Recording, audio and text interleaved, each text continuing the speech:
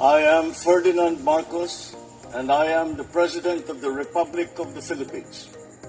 I stand today on behalf of 110 million Filipinos. Hi everyone, hello universe, it's me again. Shout out sa inyo mga kababayan. But anyway, mayroon tayong upload videos, updates. Nako po mga bes, ano po ang komento nyo? Siyempre magugulat po kayo, no? Dahil dito sa video na ito, malalaman nyo dito mga kababayan.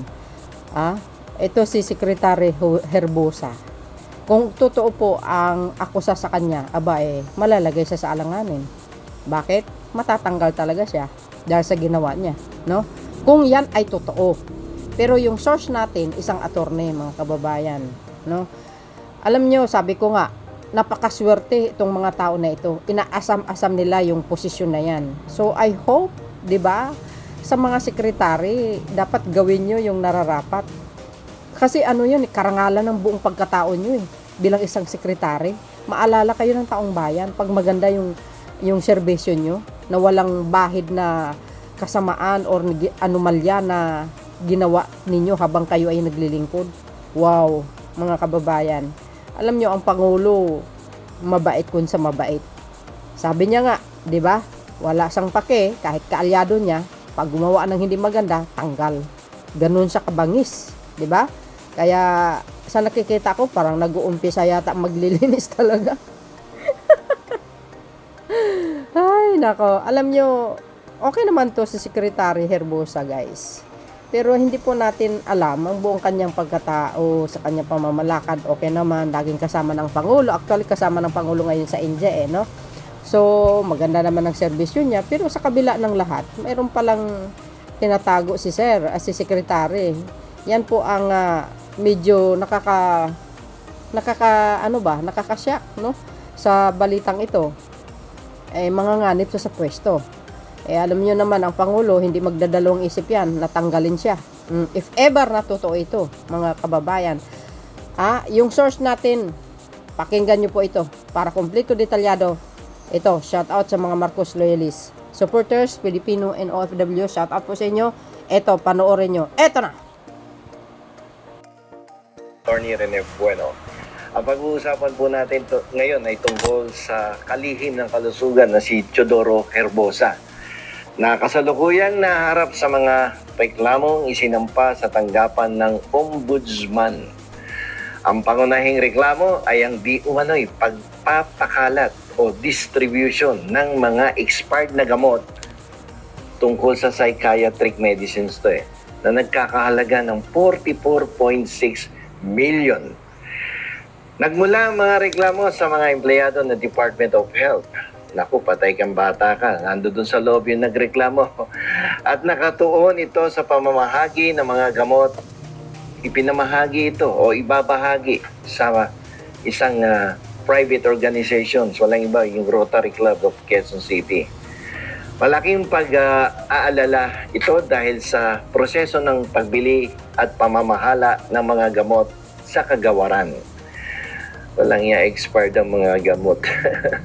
So ano ang mga batas na maaaring nalabag ng ating Department of Health o sa pamumuno ni Secretary Herbosa? So maraming batas ang nilabag dito. Unang-una ay Republic Act number 3019, kung tawagin natin ay Anti-Graft and Corrupt Practices Act. Ito ay nagbabawal sa mga opisyal ng gobyerno na gumawa ng katiwalian, kasama na ang pagbibigay ng hindi nararapat na pabor sa kahit sino. Ang reklamo ay nagsasabing posibleng nilabag ito dahil sa pagpapakalat o distribution ng expired na gamot na maaaring maituring na favoritism o kapabayaan na nakakasama sa publiko. Pangalawang batas, Republic Act 9184, Government Procurement Reform Act ang tawag dito.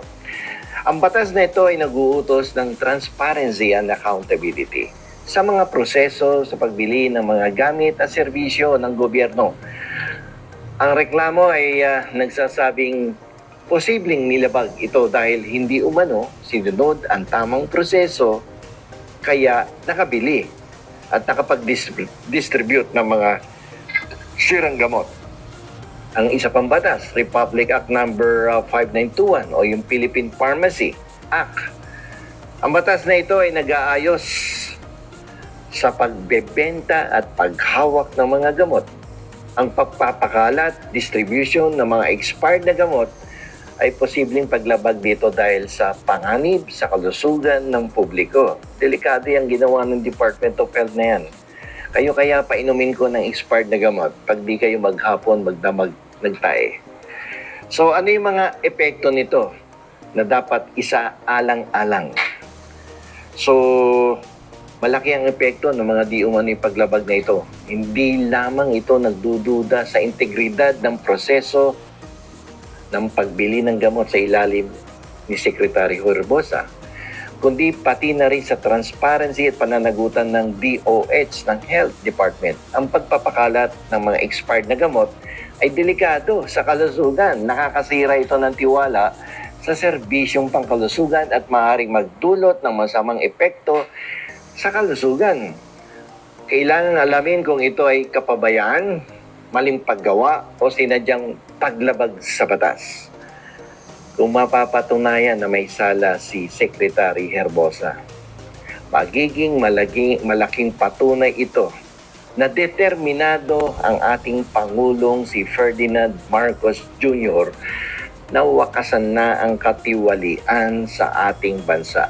Kahit pa ang mga sangkot ay kaibigan niya, Department Secretary o kamag-anak niya, ito ay magpapakita ng kanyang pangako sa transparency at accountability. Ang mga reklamo laban kay Secretary Herbosa ay nagpapakita ng pangangailangan ng mahigpit na pangangasiwa at pagsunod sa tamang asal sa pamamahala ng kalusugan.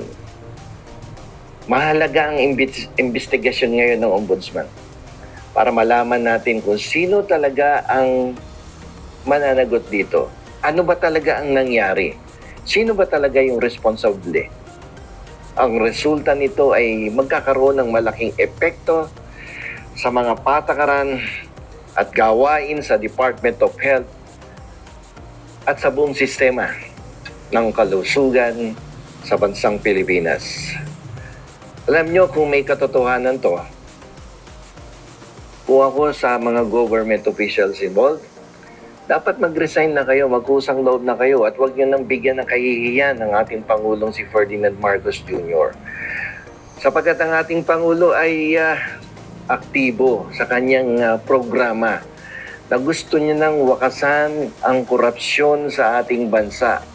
Kaya kung merong mga sekretaryo or secretaries sa different departments sa ilalim ng kanyang tanggapan at pinagdudahan kayo, regardless kung totoo o hindi, kapag kayo pinagdudahan katulad sa bansang Hapon, magkusang loob na kayo, mag-resign na kayo dahil kayo ay naglalagay ng dumi sa imahe ng opisina ng Presidente ng Republika ng Pilipinas.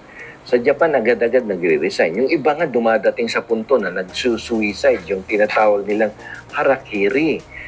So sa atin dito nga nakasuhan na na-convict na yung iba. O kaya may nakapending na kaso sa Ombudsman, sa Sandigan Bayan. Umaapila pa nga hanggang ngayon yung iba. Pero kumakandidato pa, yung iba nga nanalo pa So, ibang klase dito sa ating bansa. Pero para sa akin, dapat tapusin na natin itong kultura ng korupsyon dito sa ating bansa. Kung merong isang leader na nagpapatunay, na nagpapakita ng kanyang political will na tapusin ang ganitong klaseng kultura sa bansa natin upang umusad-usad na tayo pataas at tumunlad ang ating ekonomiya, kayo na magkusang loob. Mahihiya naman kayo sa Pangulong Marcos, mag-resign na kayo. Narinig nyo mga kababayan? Yan po ang source natin ha. Si Atty. Bueno. Paano yan mga bes? Medyo pag ito totoo, di goodbye Philippines na lang kay Secretary Herbosa. Sabi sa inyo guys, Ang Pangulo, lagi kong sinasabi, tahimik yan, pero mapanganib ang galaw niyan, mga kababayan. Wala siyang sinasanto kahit sino. Sabi niya nga dun sa podcast na interview ni Ivan Merina, i-upload ko yun ha. Wala siyang pake, kahit kaalyado niya, tatanggalin niya. Siyempre, pag nanakaw po yan. At hindi maganda yon. Expired na gamot. Wow, parang pinapatay mo na ang mga kababayan mo pag ganun. Yan ang mahirap, ano? Napakaganda yung posisyon mo, sekretary ka. Inaasam-asam mo yan, tapos gumawa ka ng hindi maganda sa kapwa mo. So do you think ang Pangulo laging may pabor sa mga gumagawa ng katarantaduhan? Of course hindi. Dahil ang Pangulo may panindigan po yan. Isang salita lang yan, siguradong tanggal ka. Ngayon, kung ito totoo, siyempre under investigation yan. Tama yung sinabi ni Atty. Bueno. Dapat yan mag-resign na dapat. Yung mga may bahid na kasamaan sa pagkatao, dapat mag-resign na kahit sino sa kanila, ng mga sekretary niya. Ang Pangulo, mabait kung siya mabait, mga kababayan, pero walang sinasanto yan. Pagdating sa kapakanan ng mamamayang Pilipino, dahil mga sekretary ang ninilagay niya dyan, dapat managot ang dapat managot. Kaya nga nilagay kayo dyan Ibig sabihin, nakita ng Pangulo, okay naman ang ginagawa nyo, okay na yung performance nyo, background nyo.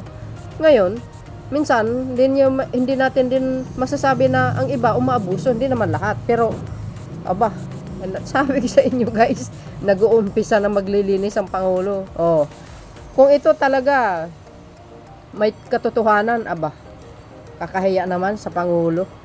Kaya, nararapat din naman na kumbaga, saluduhin natin ang Pangulo. Dahil yung sinabi niya, mahiya naman kayo sa sarili nyo. Di ba? Kaya yan, mga kababayan, abangan. Talaga namang sunod-sunod na po yan. Walang sinasanto, kahit sino. Yan, si PBBM. See you again guys on my next upload. Bye bye bye, and babus. God bless Philippines. Agay!